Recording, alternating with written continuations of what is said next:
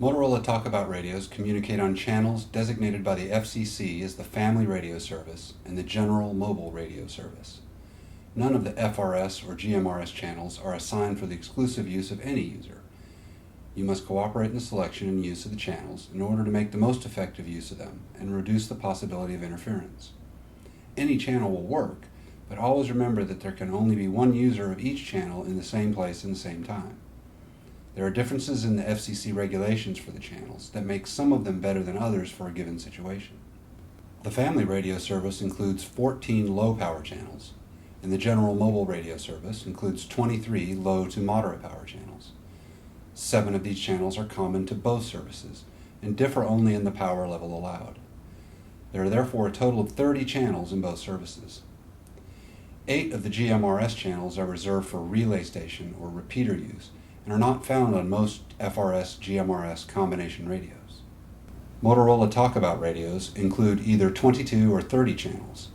Channels 1 through 7 are the channels shared in both FRS and GMRS, operating at either low or medium power. Channels 8 through 14 are FRS, operating only at the low power level. Channels 15 through 22 are medium power GMRS channels. Motorola's MR355 and MS350 feature the additional 8 repeater channels, 15R through 22R, that operate with a GMRS repeater station. The first step in selecting a channel is to listen for other users.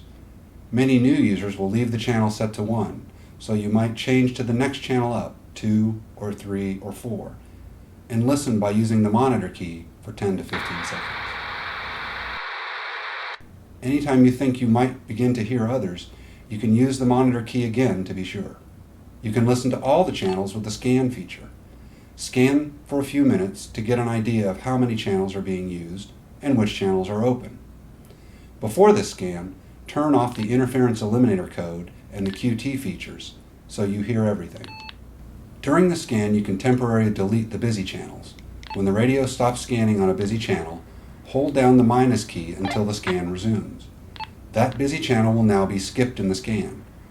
Continue this process until you've eliminated all of the busy channels, and you'll be left with a list of unused channels. When you're not talking or listening to someone else on a channel, the radio is in a standby state with the speaker audio muted. The receiver will enable the speaker when any signal is detected. Sometimes that signal could be interference, and garbled noise is all you'll hear. Interference eliminator codes are a more reliable way to control the speaker muting.